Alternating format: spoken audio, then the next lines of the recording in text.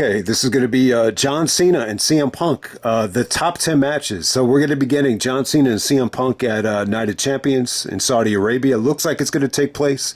You know, there's a lot of rumors about, maybe the venue being changed and being postponed because of everything that's going on. But, as of right now, it looks like the match is going to be taking place. Before we get into it, just want to shout out some of the, I think this is the few we were waiting for. I think the Randy Orton stuff, some of those promos are underrated. I think it was pretty dope. The match is okay. Punk even alluded to the fact that he was going to make, Cena's title reign interesting. And that's exactly what's happened. So you want to credit Punk for that, for as good as that pipe bomb was. So, I thought that the first two promos on Raw, the first one on Raw was very much a kayfabe promo, but it was good though. The promo where Punk was wearing the Ramones sweatshirt, and then the promo on Tuesday on SmackDown, or the promo not on Tuesday, the Friday Night SmackDown promo. I'm so used to SmackDown being taped on Tuesdays, that was even better. When Punk was making fun of Cena for looking like a T-ball kid, striking out, and kind of insinuating that Cena's trying to be like Punk, and attacking the whole Mount Rushmore thing. I actually thought that was good. I thought that was another great promo, even better than the one on Raw. And then you had the pipe bomb thing, and you almost forget that R-Truth was involved in the original pipe bomb. I'll always kick myself in the ass because I actually shut Raw off that night. Like I think during the Cena match with R-Truth, I think I turned it off. So I was in shock when everyone was buzzing about the pipe bomb after Raw was over. But hey, the Cena R-Truth match, once again, you have R-Truth in the match for both pipe bombs. Punk is actually put through the table by Cena, and then all of a sudden Cena just kind of recreates the pipe bomb.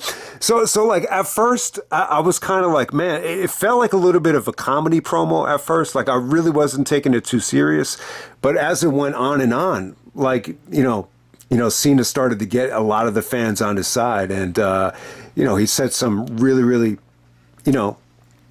I think he kind of vented a lot of the frustrations that some of the the fans felt about Punk when he left AEW, and then he shouted out, and this ironically, I really feel like it puts Colt Cabana, it kind of makes him relevant again, because he's the only one that Punk named in the pipe bomb. But in this situation here, Cena kind of paid respect to everybody that he used to work with that went to the indies, like Dolph Ziggler, Nick Nemeth, Matt Cardona, Zack Ryder, and then he shouted out Claudio as well. So I thought it was really cool. I thought it was great, but you could definitely feel the momentum change. Cena really won a lot of the fans over, where he was calling Punk delusional for still thinking he's the best in the world while he's the greatest of all time. So yeah, man, I mean, look, you couldn't have asked, for the promos to be better. I mean, I thought it was good. I thought it was great stuff. And, I'm still not crazy about, the match being in Saudi Arabia, but, the argument for it though, a lot of the last couple of premium live events in the United States, the crowd reactions haven't been that great, especially Money in the Bank in Los Angeles. I thought the crowd was kind of lackluster for that show. So it feels like the most hyped Saudi Arabia show that we've had maybe ever. So and then not to mention King of the Ring, Cody versus Randy. First time since Cody's come back, to my recollection. So that that's going to be an awesome match as well. The winner gets the title shot at SummerSlam. But hey, man, let's not waste any more time. Let's get right down to the list right here.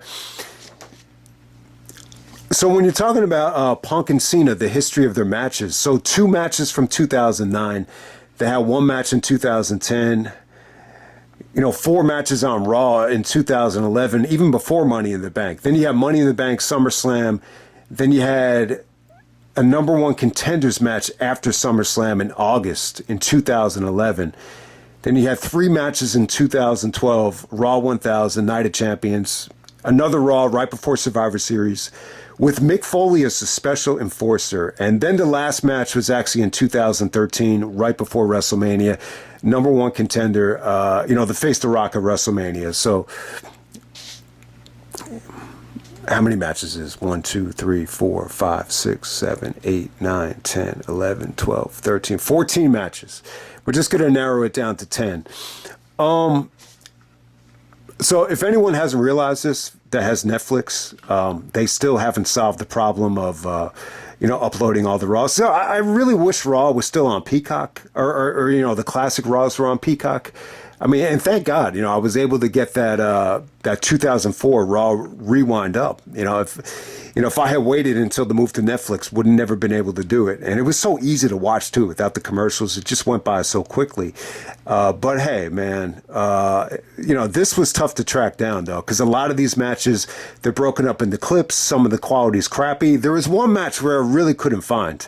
The Mick Foley is a special enforcer. I think that's the match where Ryback comes out and actually screws Punk and Cena actually gets the victory before Survivor Series. But like even that match, I couldn't find the whole thing. But, everything is pretty much available on YouTube in some form or fashion. So I wanted to make that point. But yeah, we're going to narrow this down to 10. At number 10, the 10th one was a tough pick. I couldn't even decide, what could be at number 10. You could have went with anything. But everyone remembers this. This is an insane Raw moment. This is where Daniel Bryan ended up getting fired. But you have Cena versus Punk. This is where Punk was actually wearing the lucha mask, because I think Rey Mysterio had just shaved his head. So yeah, the new Nexus comes out. Daniel Bryan comes out, chokes out Justin Roberts with his tie, gets fired, and then the whole Nexus led by Wade Barrett, pretty much destroys everything on that Raw. Definitely memorable Raw. I didn't even realize that it was Cena and Punk in that main event until going back to it. So at number 9, this is from Valentine's Day 2011. Man, I'm going to assume that this must have been the same Raw where the Rock officially came back when he was announced as the guest host to WrestleMania. But they did a lot of Cena and Punk main events in 2011 leading up to this. They had one on January 17th, another one on February 7th, and then one right before the Elimination Chamber in 2011. And, the storyline was here that, there had to be a winner. The Nexus kept on coming out. CM Punk's new Nexus kept on coming out, and, the matches just kept ending in, disqualifications. Yeah, I think you had Mason Ryan interfering, and then, Cena actually gets disqualified himself so he could beat up on the new Nexus. So you finally had to have a winner here. And I think, the ending here was one of the Nexus came from underneath the ring. The referee didn't see it. Punk actually ends up winning, right before the Elimination Chamber. So the story was that Punk, kept on defeating Cena, whether it's by DQ or not. He actually legitimately did get the 3 straight victories. And, when you get to the Elimination Chamber match, Cena gets his revenge. He eliminates Punk by FUing him on the steel grate, if anyone remembers that. But yeah, that will be my number 9 choice, because you finally got a definitive winner, out of all those, matches in 2011. And then at number 8, this is the Raw right before Capital Punishment, where Cena's about to take on R-Truth. This is from June 13th, 2011 on Raw. All the matches were on Raw. There wasn't one match on SmackDown. Obviously, the pay-per-view matches were on pay-per-view, but I got to say, red hot crowd right here. This is actually from the Nassau Coliseum. You could definitely feel it, and maybe you got to credit The Rock.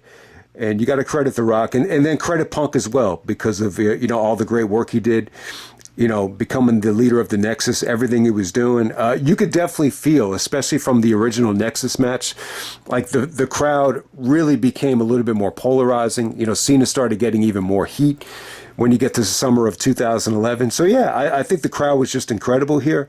The match pretty much ends with R-Truth coming into the crowd and going up to a John Cena fan and is saying, hey, little John Cena fan, I'll trade you a sip of water for that John Cena hat. And then, Cena's telling the kid, no, don't do it. And then Punk actually, hits to go to sleep, so he gets the victory. So, I think you could kind of tell right here from the red hot reaction that you definitely had to go back to Punk and Cena, at the next pay-per-view, just from how good this was. So I got that at number 8. That was the Raw right before Capital Punishment. At number 7, this is the rematch to SummerSlam. So this is August 22nd, 2011 on Raw. You have Alberto Del Rio, sitting watching these guys wrestle. I don't think he's on commentary. He's the new champion. He had cashed in on SummerSlam, so he's actually watching this match. The match was good, man. It was good as hell. You just remember that stiff ass running knee that Punk gave. That was awesome, and crowd was great. They're going back and forth. They're working their magic. I think it's after Punk hits the go to sleep, Kevin Nash comes out and he starts barking at Punk, yelling at Punk, saying "It's not over yet." And then Cena hits the FU. Cena becomes the number 1 contender for Night of Champions against Del Rio. So that's how that ended right there. But yeah, I thought that was an awesome match while it lasted. Definitely. Like in terms of the wrestling, it just kind of felt like the referee wasn't holding them back the way it did at SummerSlam. So at number 6, this is July 23rd, 2012 on Raw number 1000. So this is where John Cena actually cashes in the Money in the Bank. It's like the first time anyone cashed in the Money in the Bank in like a regular match, because Cena's a babyface, and it was Raw 1000. So this definitely felt like it was going to be one of the biggest Raw matches ever. It really did. I had high expectations for it. It was really disappointing, though. I mean, anytime Big Show comes out and interrupts the match, it definitely does suck. All right, so there was a ref bump. Big Show comes out and attacks Cena. Punk is still a babyface, so he's kind of conflicted. He's kind of torn. He's not sure what to do. So he brings the referee back into the ring, and then eventually, Cena kicks out, and eventually, Cena has the STF locked in, and Big Show comes out again. At this time, the referee calls for a disqualification. Then The Rock comes out. The Rock, reconnects with Big Show for the first time since maybe the year 2000 or 2001 at the Rumble. Who the fuck knows? And, Rock is about to do the people's elbow to Big Show. And then all of a sudden, Punk comes out of nowhere, gives Rock a lariat, and officially turns heel. Yeah, so Punk turns heel. The crowd is I would say there was a little bit of cheers at first, but then all of a sudden, as the show went off the air, a lot of people booed the shit out of Punk. I mean, I hate the fact that Punk is so resistant to turn heel because it's going to affect his merchandise money or whatever. And obviously that was why he was so reluctant here. But I get the point at the time. If they were going to do Punk and Rock, you wanted to have Punk be a heel. But when you watch this match, though, and you just feel the electricity in the crowd for both Punk and Cena, I kind of think it was the wrong call looking back on it. I think eventually you want to turn Punk heel, especially now. I think the pipe bomb, it actually beautifully sets up, Punk to turn heel. I always thought if Punk was ever going to come back to whether it's AEW or WWE after the fiasco at All Out, the media scrum, I thought he had to be a heel. So it's a little bit shocking to me that, there's not even any whispering of Punk turning heel in today's climate. He's a great heel no matter how you slice it. I just thought at the time, the timing was a little bit weird because I still felt like he was hot. That's the point I'm trying to make about that. But yeah, that Raw 1000 match, the recipe was there. Everything was there for that to be great. But, the Big Show stuff definitely, made it a stinker. But hey, I think The Rock, Rock actually being in the match and Punk turning heel, that's what made the match special, looking back on it. Number 5, this is from November 23rd, 2009. This is Raw Thanksgiving. This is, I think it's right before Thanksgiving break. Punk cuts a promo. Very, very much like one of those straight edge promos where, he used to bury the fans for smoking and drinking, but this time it's about eating. He's basically burying the fans for, what they're going to do for Thanksgiving. You're going to eat all the turkey and, cranberries and macaroni and cheese and all the other shit that you have for Thanksgiving. I actually hate Thanksgiving. I really do. It's my least favorite holiday. It's just how it is. I'm just not a fan of the holiday for a lot of different reasons that I'm not even going to get into. But, he's just burying the fans for being fat and they're gonna eat all the Thanksgiving food. And he mentioned the word gluttony. So it was a good promo. And it's really the first time he ever faced Cena. So this is the first time Punk and Cena ever faced one-on-one. Punk actually has hair. at this time, pre-Straight Edge Society days, I believe, like right before Punk started the Straight Edge Society. But it was good, though. It was definitely good stuff. It got time. It was actually a 3-hour special, so it definitely got time. You actually got to see Punk, one of the few guys that's able to counter the FU and land on his feet. Punk actually busted out some good submissions. So it definitely, they definitely worked into a good match. They were able to get time out there. The ending comes where Punk tries to do the Welcome to Chicago. He plants himself on the top rope, and then Cena hits the attitude adjustment off the top rope to get the finish. It's actually a good match. It's good stuff. It's actually on the John Cena Greatest Rivalries Blu-ray, so I had it on crystal clear HD quality. Quality's still amazing on Blu-ray. So, it's on that DVD if anyone has it or forgot about it. It's actually a Blu-ray exclusive, so I just wanted to make that point. But yeah, it's a good match. It's the first time they ever wrestled. At number 4, this is going to be SummerSlam 2011. Triple H is a special guest referee. People hate this match and the way they booked it because, they made Cena champion. He beat Rey Mysterio in a tournament. And then Punk, finally came back. So you had 2 champions and Triple H is the guest referee. All right, so I think the match is good. I still think it's good. It's basically like a unification match, or it feels like it's kind of a unification match, that type of thing. I think the biggest problem with the match is too much, playing up to Triple H, which is good. I think it's good theater in the heat of the moment. Like, it adds to it in terms of it feeling like a movie or cinema, but it just kind of kills the replay value for me. I hate the finish as well. A lot of these Punk and Cena finishes, they're kind of rip-offs of previous finishes. And this one, it's really kind of like the Backlash 2002 Flair Austin Undertaker finish, where Flair's the guest referee. It's kind of the same shit. Punk actually does win. As he's celebrating, Kevin Nash comes out of nowhere and attacks Punk. Nash is kind of like everything that Punk was against when you go back to, WCW, the Monday Night Wars and everything. So it kind of made sense. And, I really enjoyed a lot of the stuff that Punk and Nash did on the mic. It was actually good stuff, but it was never really fully explored. I think Nash had some health issues and, people just hate this. They feel like this whole summer of Punk was just botched because of SummerSlam here. And then Alberto Del Rio ends up cashing in. So it's I like the fact that it's the main event of SummerSlam. I think there's good things about it. I still like the match. It's still better than most of the stuff that they had on Raw. It really is. But yeah, I have that at number 4. At number 3, we have the Night of Champions match. This is from September 16th, 2012 in Boston, Massachusetts. This time it's in John Cena's hometown. Oh, it's good stuff. I mean, there's a lot of similarities with this Night of Champions match compared to Edge and Cena from SummerSlam. You have, Cena's dad in the crowd. It's in front of, Cena's hometown, and it's very well mixed. I would say that, Edge had a lot more support than Punk had here because Punk is a full-blown heel. I did want to mention this about the Raw 1000 match. That's really the only match where Cena and Punk were both babyfaces. There's actually a code of honor there. But hey, this Night of Champions match, what's really interesting about this match is, you remember Punk was complaining on his podcast with Cabana that he was upset with Cena because he didn't know how to sell the Muda Lock.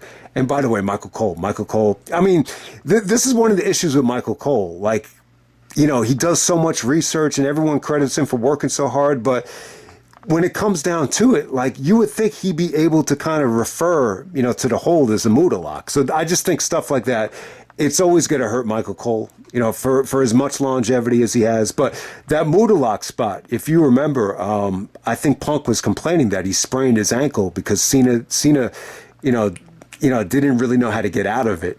So something happened there. You could definitely tell Punk was a little bit shaken up, but it didn't really affect the rest of the match, though. I think it's an awesome match. They went to near fall overkill. I think at this time you could see a lot of the creativity coming out with a lot of Punk's counters to some of Cena's movesets. But hey, the finish, I'm not crazy about the finish. I'm really not. I mean, this is another finish that's a ripoff from the Shawn Michaels Davey Boy Smith match, the In Your House Beware of Dog. It's pretty much the exact same finish. I think this came off better, though. I want to credit Cena. The German suplex off the top rope, I thought it came off good, but both guys' shoulders were pinned to the mat, and it ends in a, pretty much ends in a double pinfall. It's just not that satisfying of a finish. Cena actually celebrates at first with some of the, troops in the front row, and Cena's dad's in the front row as well. But hey, Punk has the last laugh because he gets to defend the championship or retain the championship. So I got the Night of Champions match at number 3. I'm not really a huge Night of Champions fan in terms of the pay-per-view. I still think it's a gimmick pay-per-view. Not crazy about it. But hey, that's actually a really good show, though, and it's definitely one of the better Cena Punk matches. Then at number 2, we have the February 25th, 2013 match on Raw. So this is the number 1 contenders match for WrestleMania. The winner gets to face The Rock in the main event of WrestleMania.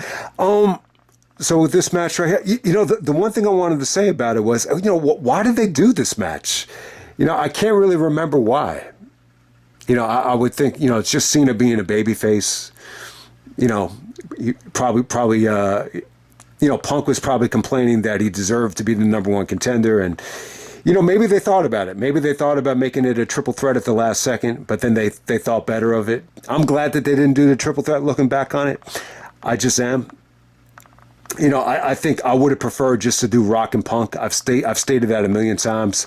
But hey, I would assume that Cena just, agreed, to put his Royal Rumble, spot on the line, his number, because he won the Rumble. So why would he have to, defend, his number 1 contendership again? I'm just assuming he was a good soldier about it. But the match is good, though, man. I mean, it was awesome. In some ways, it really is the match that it felt the most hard fought. I mean, they really emptied the tank here. I mean, they did go into near fall overkill. I mean, they kicked out of all the multiple attitude adjustments, but they emptied the tank though, man. Like they had to really dig down deep. You saw both guys bust out stuff that wasn't in their moveset, whether it be Cena with the sit down power bomb, Punk with the pile driver, Cena with the Hurricane Rana. It was pretty cool. It was really, really some good stuff. And if you notice on the finish, there's so many kickouts here, and maybe they had to do it just to be safe. But if you notice on the actual finish, Cena actually holds Punk's arm down. And a lot of times you'll notice that, for the finish, a lot of the wrestlers would do that just to make sure that they don't kick out. But I think over the years, people have kind of, noticed that. So, but for a match like this that's so confusing with the kickouts, it was probably the right call to do it. And then at number 1, we have Money in the Bank 2011. Punk is in his hometown of Chicago. And it was great, man. I just think... this is just one of those situations where I think everything just aligned, properly. I think everyone, even if you weren't from Chicago, I think everyone really, connected with the pipe bomb and the promo. And I think when you combine that, you're in Punk's hometown of Chicago, it's really just one of the best home field advantages anyone's ever had.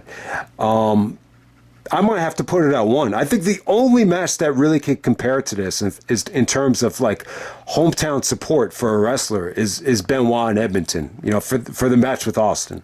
That's the only match that I think can compare to this. But it was great stuff.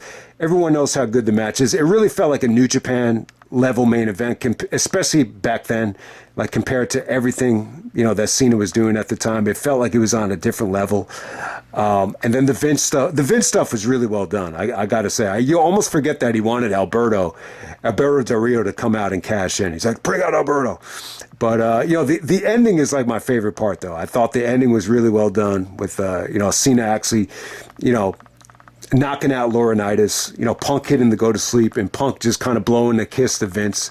It was awesome. It was awesome stuff. I know everybody and their mother has, a different idea of what exactly to do with Punk after this title victory. But hey, you can't, for as much criticism as the booking took after Money in the Bank, it still doesn't take away from how good that show was. I mean, it was really a shot of life.